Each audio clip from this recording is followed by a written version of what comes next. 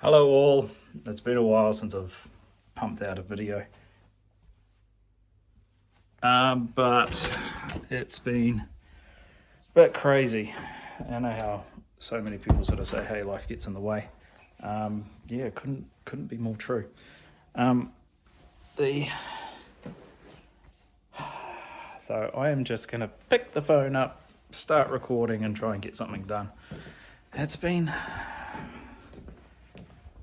yeah, I guess what's been going on? Sickness.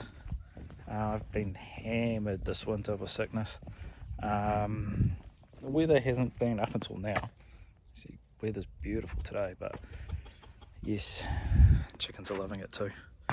Anyway, pull myself away from the sim and out here to get some work done. I guess get into something. Just try and find something and record it. So here we go. This is kind of the other thing that got dropped off. So we've we sourced this thing. It's an old two-stroke AG100. We got this, and it was kind of a bit of an unknown. It's a AG as well, but it's an AG200. So the other one I think might be a 150, AG150 two-stroke. This one's an AG200 four-stroke. And yeah, you can tell because it's got the original blue and everything there, and someone's just rattle canned it. Lost the key, so threw an ignition switch on the side, and yeah, it was sort of given to us with the idea of, oh, it didn't run, so I threw on a bit of fuel hose, chucked some gas in it, threw some carb cleaner down the carb. It actually already had that that pipe there was already popped off, so pulled the spark plug out of it and confirmed it had spark, and it was, that was all good. And so I just threw some carb cleaner in it and gave her a twist and she ran. And yeah, we sort of reinstalled the seat properly. Next thing is just to get a battery that fits. I sort of jerry-rigged up these awesome little dry cells and jerry-rigged one of those up there just to get it to crank, and it worked really well, and started and everything, but I haven't ridden it yet, so I don't know if the clutch is smoked or the brakes are shot or what. I've thrown some air in the tyres the other day and they seem to be holding just, which is good. Yeah, speaking of the herd, here they are. There's actually two over there. One's hiding behind that, and yeah, they're coming over for a bit of a look. I think this is Midnight. He's one of our Angus boys. He's a big boy. Yeah, he'll be the next one to go to the freezer. And that's our little paprika there, who's came out of Big Mama over there, Sage. Hey, Papa. Hey, you're right. He's a bit skitterish, but he's inquisitive. She's inquisitive and she's real skitterish.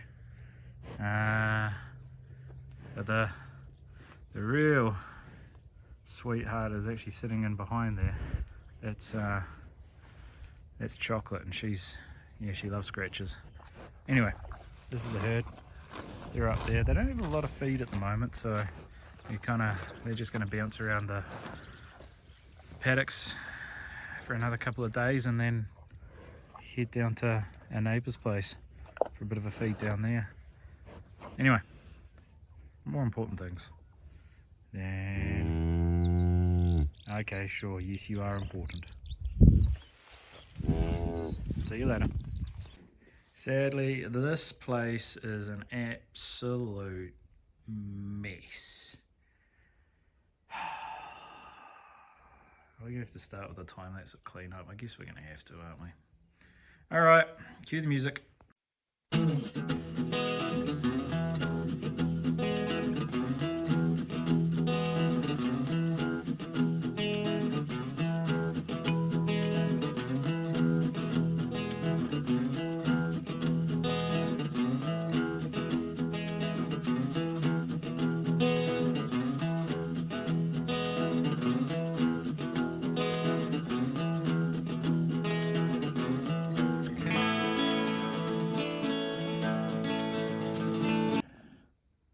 All right, that's a little bit better.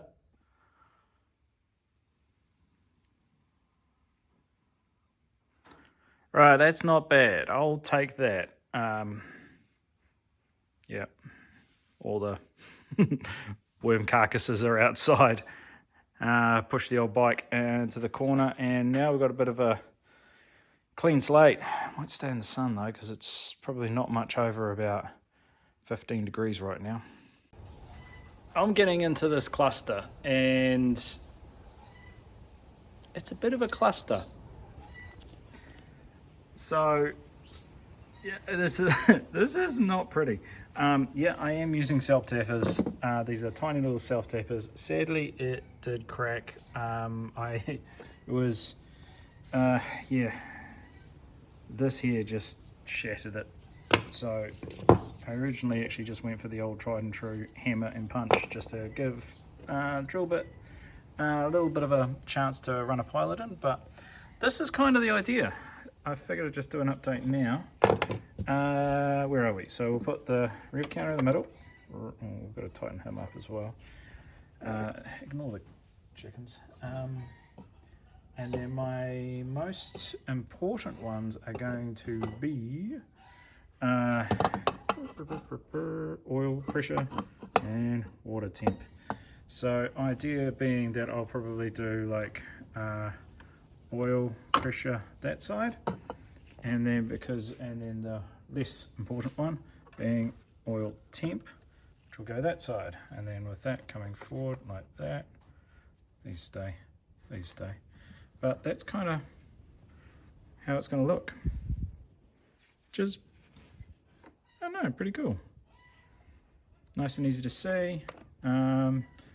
Isn't going to get, yeah, they're not really sitting flush, but you know, they're not hidden all the way in the back there as well, because that was sort of one of the other things with gauges as well. If like they're all the way in the back, sometimes they're hard to see. These things are really good because they've got these little warning lights on them as well. Yeah, so that's the plan. And then yeah, two on the other side, so having, come on, just balance there. So and then having yeah, water temp there, and then boost down there. Yeah, and I'll go through and just grab the grinder and trim off the extras down there. So yeah, and then daisy chain them all together, which I think they actually daisy chain themselves really well. And then you essentially just run power and ground off the last one, and all of them have their signals. All of them have to have cables coming into the back for their appropriate sensors, and for RPM as well, getting a trace in from the ECU. So that's pretty cool. So I'll give you another update once the other side's done. Alrighty, that's a good bit of progress. Everything's just loose in there at the moment. We've got these kind of things to go through and seal them up, but I've started to daisy chain. I've got the sensor wire for the boost and sensor wire for the RPM already hooked up. Now I'm going to need to daisy chain these three. I've actually got, I don't know whether I've actually got, so these this is before I really sort of knew things could daisy chain. I'd actually just wire them all and twist them all together. I might actually have the old daisy chain ones, otherwise I'll just have to splice all these in and loop them up. I've got the sensor wires for those as well. That's kind of the power and ground and everything out of that. So what I might do is just daisy chain one to the other there, and then it's, if I can get a nut where, hopefully I can get one, and then it'd be great just to have the one set of power and grounds coming off to power all five. Hopefully that'll be fine. I can't imagine the draw will be too much. Anyway, good bit of progress. Now this, let's make all the sense of daisy chaining all the power wires together. Well, after a little bit of trial and error with the old flying alligator clips and joining everything up, everything seems to be going all right. I'll just give you that's what the the old ones do, and they the backgrounds flash when they don't register the sensors. So that's the yeah, that's the auto meter gauges, and the defies, I'll just jump onto those one moment. They've got a little bit of a different sequence, opening sequence and stuff, but they're, yeah, the peak, no, sorry, the warning light flashes when it isn't hooked up to the sensor. Yeah, so I had to adjust this one. This one is actually standard as green and looked a bit funny, so I just put them all as a blue backlight. Yeah, so I'm just going to finalize those up, and yeah, it should be pretty cool.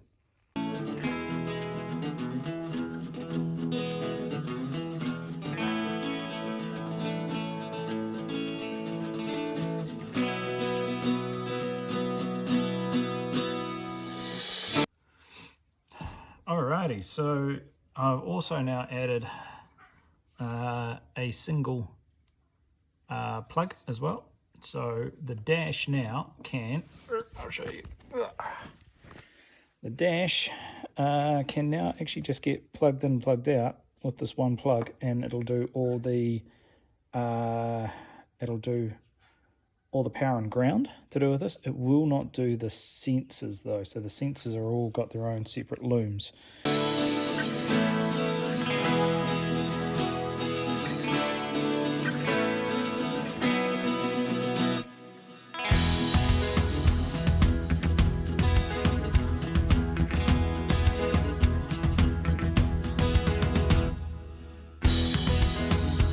Very happy with that. Nothing falling out. Now you can just see that I've recessed the RPM, and I've tightened all the mounts and everything. I've recessed the RPM a little bit because I wanted oil pressure and water temp to be more prominent. I figured that's probably a good thing. Those are the two that I want to see the most. And hey, if you are sitting there and that's in the dash, yeah, I'd rather those two be the ones that are in your face the most. Pretty damn happy with that. I guess it's maybe grab the grinder out and nip off these screws. Oh, I'm tempted to go get the dash out from back over there and plop it in there and actually sort of see what it looks like.